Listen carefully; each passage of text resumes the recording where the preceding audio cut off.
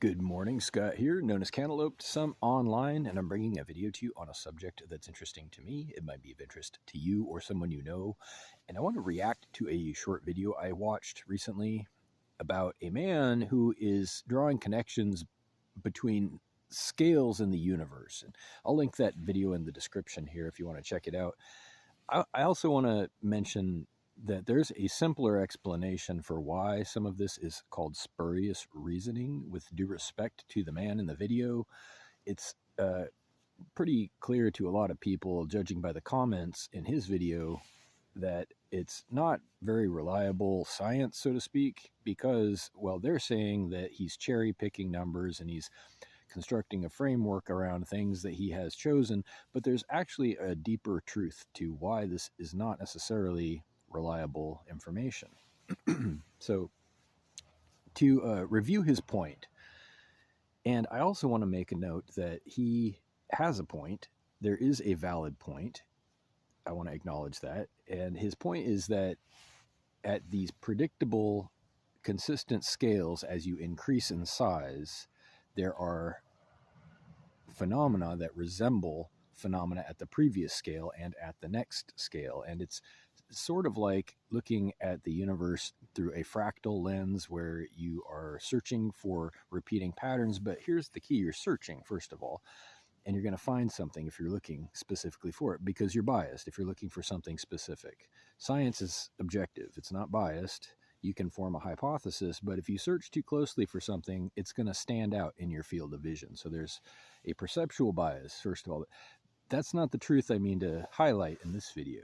The truth that is actually what he is mistaking is that connections are the thing, always the thing. He's drawing connections, and some of the connections I'm sure are valid. For example, he's saying at this predictable mathematical scale that he has identified between a proton and our sun, for example, there is a corollary. It's that scale that he has found, and a proton resembles the sun, and he's trying to make some connection here, but it's the connection that highlights the similarities and not the differences. Here's your opportunity to understand this pattern of thought. He was told, I would bet anything, this man in the video was told that genius sees connections. He was told growing up to find connections, look for connections. Smart people see the connections between things that are related. And while that is sometimes true, it's actually more true that smart people understand more the differences between things than the similarities. Let's say that again. Genius sees the differences first, the things that separate ideas, locations, items. The things that differentiate them are far more important than the things that connect them, because they give you an idea to start from how to identify them elsewhere, how to really understand their nature, and how to see their practical value, the ways in which they are separate.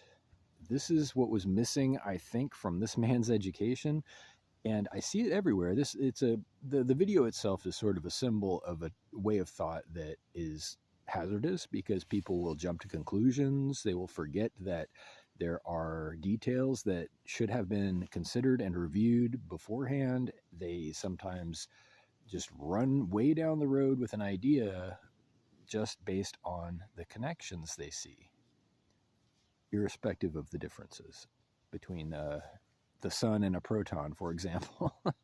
So hopefully that makes sense.